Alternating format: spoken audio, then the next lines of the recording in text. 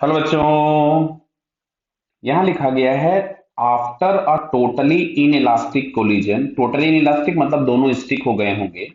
आगे क्वेश्चन भी पढ़ते हैं।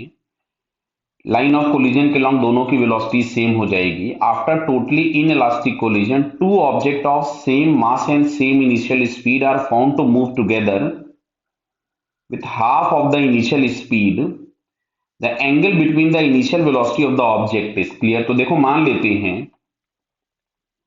यहां पे कोई एक m मास का ऑब्जेक्ट था। वो इनिशियली किसी वेलोसिटी v से जा रहा था इस लाइन के लॉन्ग। मान लो दूसरा m मास का ऑब्जेक्ट था। वो इनिशियली v स्पीड से इस डायरेक्शन में जा रहा था और दोनों के बीच में एंगल कोई भी थीटा था। और बोला गया है बाद में दोनों मास कंबाइंड हो गए और half of the initial speed से चलने लग गए, मतलब v/2 से। क्लियर। तो पूछा गया है दोनों के बीच में एंगल क्या होगा। तो देखो मोमेंटम हम लोगों के पास एक वेक्टर क्वांटिटी है, तो हम लोगों को यहाँ पे रिजल्टेंट फाइंड करने के लिए वेक्टर यूज करना पड़ेगा। तो P इज इक्वल्स टू हम लोग यहां से लिखेंगे अंडरवुड ऑफ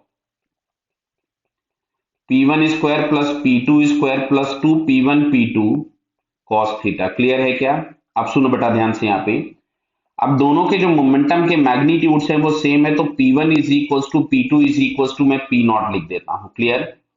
थोड़ा सा कैलकुलेशन अपना आसान हो जाएगा। तो यहाँ हो गया P0 square plus P0 square plus 2 P0 square cos theta. Clear है। तो इसमें से मैंने P0 बाहर निकाल दिया। क्लियर।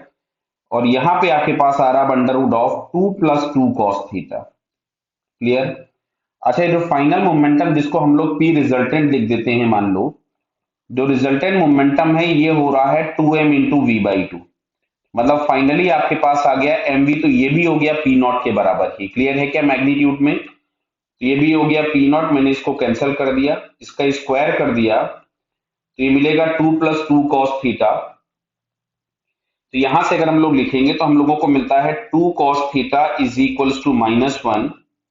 तो cos theta is equals to यार है -1/2, तो थीटा इज इक्वल्स टू मिलेगा 120 डिग्री। क्लियर। तो अभी अगर हम ऑप्शन चेक करें तो 120 डिग्री हम लोगों को यहाँ पे ये फर्स्ट वाले ऑप्शन में दिया है, so it's first answer is correct. Clear बेटा? Okay, all the best.